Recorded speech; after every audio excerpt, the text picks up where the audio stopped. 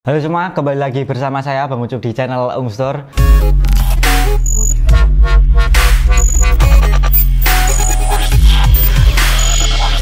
Dan di video kali ini kita akan ngebahas sebuah kartu grafis. Nah, jarang-jarang sekali kita mereview sebuah kartu grafis ya, biasanya kan laptop ataupun sepeda atau perangkat-perangkat yang lainnya. Tapi di video kali ini kita akan ngebahas kartu grafis dari Nvidia 1650. Dimana untuk kartu grafis dari Nvidia 1650 ini adalah dalam kondisi bekas kita pakai selama kurang lebih sekitar 1,5 tahun sampai 2 tahunan. Dan untuk hasil video yang lalu-lalu ataupun konten-konten yang lalu ini, rendernya ini menggunakan kartu grafis dari Nvidia, yaitu Nvidia GTX 1650. Mungkin di sini teman-teman ada yang mau membuat PC ataupun mau merakit sebuah PC tetapi low budget yang harganya sendiri ini bisa sekitar 5-7 jutaan. Ini bisa menjadi referensi kalian untuk membeli ataupun untuk mendapatkan kartu grafis dari Nvidia 1650. Dan untuk kartu grafis dari Nvidia 1650 ini rilisnya sendiri ini sekitar tahun 2019, tetapi untuk arsitekturnya sendiri ini kan menggunakan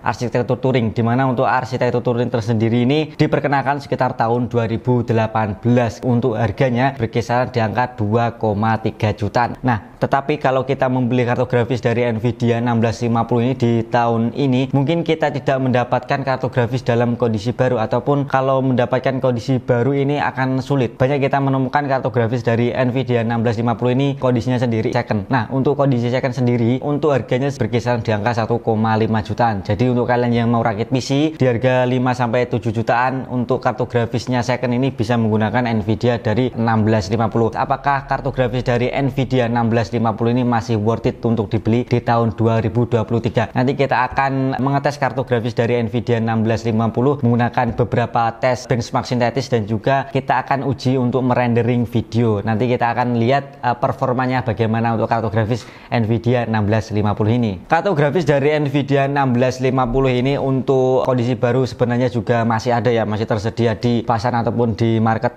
online ataupun di toko offline masih ada. Tetapi untuk dari segi brand-brandnya sendiri ini memang agak sedikit ada yang terkenal dan juga ada yang belum terkenal. Seperti kita bisa menemukan untuk kartu grafis dari Nvidia 1650 ini seperti merek dari Venom RX dan juga dari Furion. Nah, untuk Furion sendiri kami pernah melihat di bulan-bulan kemarin itu masih ada VGA seri lama seperti GT220 dan juga GT740. Nah, nanti kita akan uji untuk VGA yang kondisinya ini sudah lama seperti GT740 dan juga GT220 di video yang akan datang. Karena kali ini kita kedatangan sebuah VGA dari Asus, kita uji yang Asus saja. Ini adalah Asus GTX 1650. Nah, untuk kartu grafis dari Nvidia 1650 ini sebenarnya ada dua. Untuk keluaran pertama sendiri ini menggunakan GDDR5 dan untuk pembaruannya sendiri ini menggunakan GDDR6. Dan juga 1650 ini ada dua ya, ada 1650 biasa dan juga ada yang 1650 Super, dimana untuk yang Super ini pembaruan dari VGA 1650 yang lama. Untuk VGA GTX 1650 baik itu GDDR5 dan juga GDDR6 ini memiliki spesifikasi yang berbeda. Tetapi untuk VRAM-nya sendiri baik itu GDDR5 dan juga GDDR6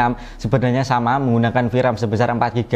Dan tentu saja untuk VRAM sebesar 4GB tentu kalau kita buat main game juga bisa, untuk render video juga bisa. Nanti kita akan perlihatkan untuk beberapa game yang bisa kami mainkan dan juga hasil render video yang bisa dilibas oleh GTX 650 ini. Untuk GTX 1650 ini menggunakan arsitektur Turing atau TU117, di mana untuk arsitektur Turing ini merujuk pada arsitektur GPU yang dikembangkan oleh Nvidia. Untuk arsitektur Turing adalah salah satu generasi arsitektur GPU terbaru yang diperkenalkan oleh Nvidia pada tahun 2018. Untuk arsitektur ini digunakan dalam serangkaian kartu grafis Nvidia termasuk GeForce RTX 20 series dan juga beberapa produk lainnya. Nvidia terus mengembangkan arsitektur GPU mereka dengan meluncurkan arsitektur yang lebih baru dari Turing seperti arsitektur Ampere yang diperkenalkan pada kartu grafis GeForce RTX 30 series. Jadi untuk arsitektur dari kartu grafis Nvidia ini kan cukup banyak ya, ada arsitektur Turing, ada Ampere dan juga ada Pascal. Nah, untuk yang 1650 ini menggunakan arsitektur Turing TU117. Untuk kartu grafis dari Asus ini GTX 1650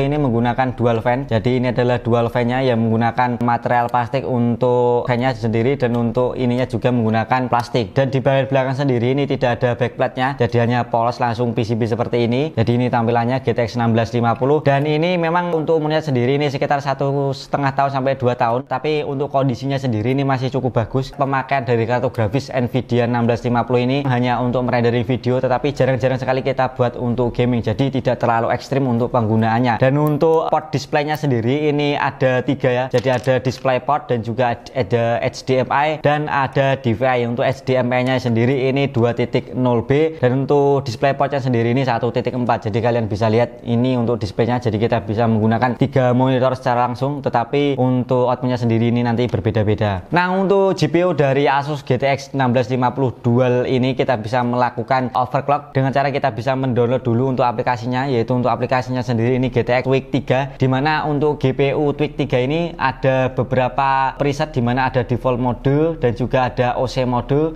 ada silent dan juga ada user mode. Kalau kita mau melakukan overclock ini juga bisa di GTX 1650, tinggal kita atur saja di OC mode. Di OC mode ini kita bisa menaikkan untuk GPU boost clocknya sendiri, kita juga bisa melakukan untuk fan speed, dimana kita bisa mengatur untuk kecepatan fan-nya sendiri menggunakan GPU Tweak 3. Dan untuk UI-nya sendiri, GPU Tweak 3 ini menurut saya cukup friendly dan juga mudah untuk digunakan, ataupun kita sebagai orang awam kita bisa melakukan overclock ataupun kita bisa menaikkan performance dari GTX 1650 ini dengan mudah. Dalam pengujian kali ini kita menggunakan komputer yang ada di belakang saya ini, dan untuk spesifikasinya sendiri perangkat yang kita pakai di sini kita pakai motherboard Gigabyte B460M, dan untuk prosesornya sendiri kita pakai Core i7 11700 Rocket Lake. Untuk prosesor sendiri ini seri F ya. Dan untuk VGA-nya sendiri kita pakai dari Nvidia yaitu 1650 OC 4GB DDR5, dan untuk RAM-nya sendiri kita pakai di sini untuk G-Skill Sniper X 16GB dual channel. Jadi ini 8GB totalnya 16GB, dan untuk kecepatannya sendiri ini 3200. Sedangkan untuk SSD-nya kita pakai dari Varo yaitu Varo Hyperflash 512GB, dan umurnya sendiri ini sudah cukup lama tapi masih sehat-sehat saja. Jadi di luar sana ada yang mengeluhkan kalau SSD dari Varo ini buruk ya, tetapi kita pakai ini enggak, masih berjalan dengan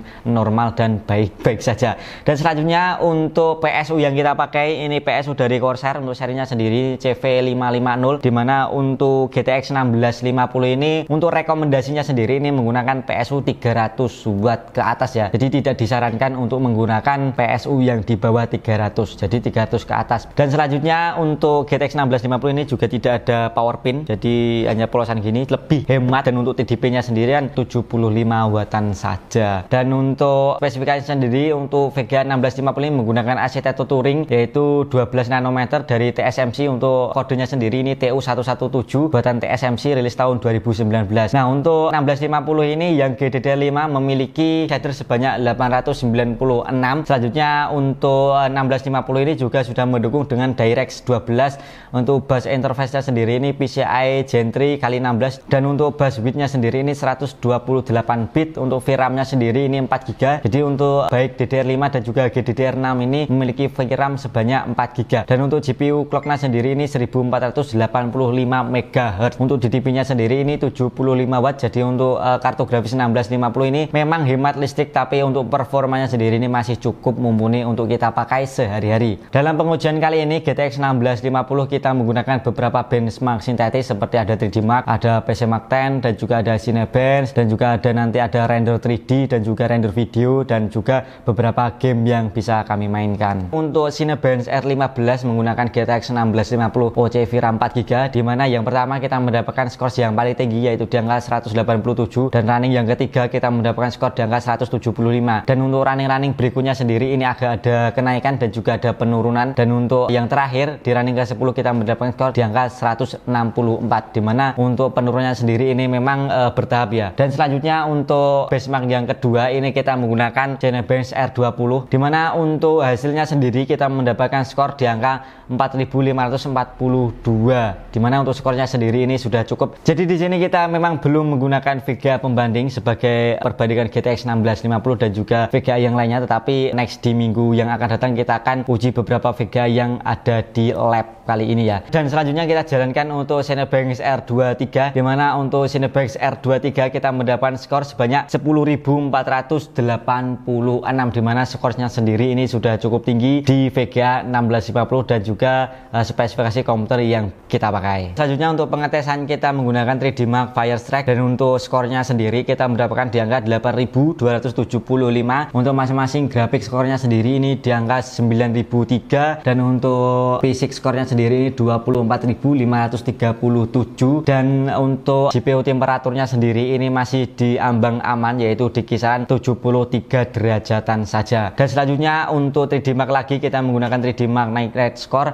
dan untuk skor yang kita bisa dapatkan di angka 32.934. Jadi untuk grafik skornya sendiri kita mendapatkan skor sebanyak 42.823. Dan untuk pengetesan selanjutnya kita menggunakan 3D Mark lagi, 3D Mark Time Spire, dimana untuk skor yang kita dapatkan ya cukup tinggi, yaitu 3.703, dimana untuk grafik skornya sendiri ini masing-masing kita mendapatkan di angka 3.326, dan untuk CPU nya sendiri ini di angka 10.391. Selanjutnya kita juga untuk mengetes VGA dari GTX 1650 ini untuk merender 3D. Seperti biasa kita menggunakan template BMB 27, dan untuk hasilnya sendiri kita hanya membutuhkan waktu sekitar 1 menit 10 detik untuk merender BMB 27 menggunakan GTX 1650 ini. Dan selanjutnya kita juga mengetes untuk render video menggunakan aplikasi Adobe Premiere, dimana untuk videonya sendiri ini berkisaran 23 detik, dan untuk resolusi yang kita pakai di sini adalah Full HD 1080x1080, dan untuk merender video selama 23 detik membutuhkan waktu sekitar 20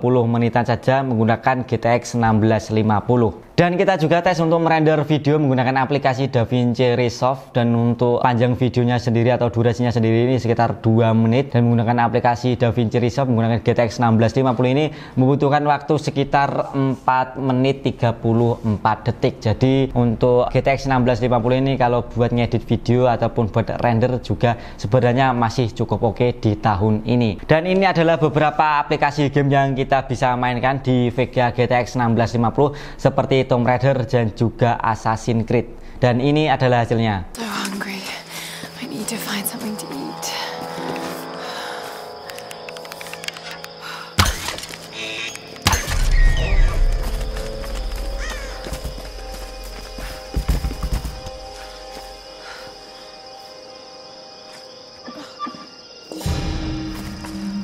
Right, back to camp. Our destination is merchant. Quiet, you bleeding pirate! You'll hang for the mess you made out there. Sir, I had nothing to do with this attack. My crew and I have anchored to water and resupply. Aye, stop. After the blaster! Line on him!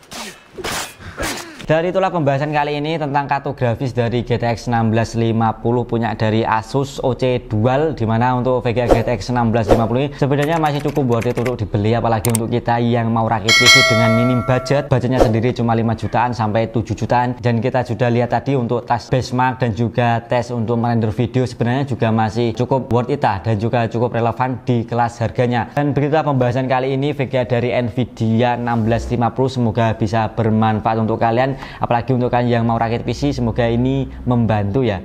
Jadi terima kasih untuk kalian yang telah menonton sampai akhir. Sampai jumpa di video selanjutnya. Saya Bang Ucup pamit, sampai jumpa.